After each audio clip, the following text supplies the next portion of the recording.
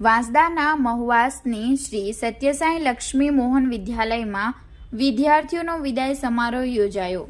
વાંસદાના મહુવાસમાં Shivam education trust સંચાલિત શ્રી સત્યસાઈ લક્ષ્મી મોહન વિદ્યાલય, Shri Sathya Sai KN વિદ્યાલય તથા Shri Sathya Sai school of nursing college મહુવાસના પટાંગણમાં ધોરણ 10 અને 12ના વિદ્યાર્થીઓની શુભેચ્છા કાર્યક્રમની સાથે વિદ્યાર્થી મિત્રો તેજસ્વી તારલાઓનો કાર્યક્રમ પ્રકાશભાઈ નાયક, ડાયરેક્ટર ડ્રીમ વિલેજ સામાજિક આગેવાનના અધ્યક્ષપણા હેઠળ યોજાયો હતો।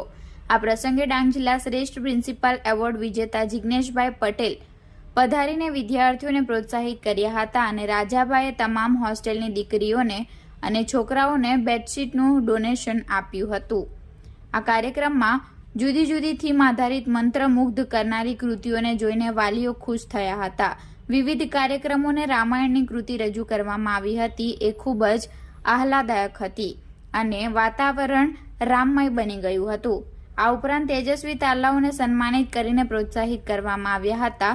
આ પ્રસંગે પ્રકાશભાઈ નાયક સાહેબે બાળકોને પોતાનું ઉદાહરણ આપીને બાળકોને ઓછા ટકા આવે તો ખોટી ચિંતામાં જવું નહીં અને ખોટા રસ્તે જવું નહીં, એટલે પોતાના જીવનને બુઝાવી નહીં, પરંતુ પરીક્ષાને જીવનની પરીક્ષા નથી એ બાબતે સરસ મજાનું માર્ગદર્શન આપ્યું હતું।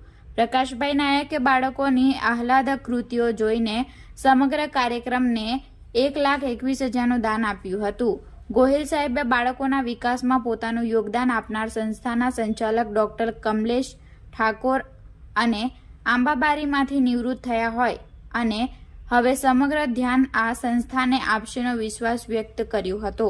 આ શાળામાં પોતાનું યોગદાન આપીને વધુ પ્રગતિ કરશે તેવું જણાવી આ પ્રોગ્રામમાં સમગ્ર કાર્યક્રમનું સંચાલન શ્રી વન વિદ્યાલય આંબાબારીના શિક્ષિકા નીતાબેન સોલંકીએ કર્યું હતું। આ સમગ્ર કાર્યક્રમમાં તમામ કર્મચારીઓ પૂરી જહેમત ઉઠાવી હતી અને કાર્યક્રમને સફળતા મળી હતી। ખૂબ જ મોટી સંખ્યામાં વાલીઓ આવતા શાળાનું મેદાન નાનું પડ્યું હતું।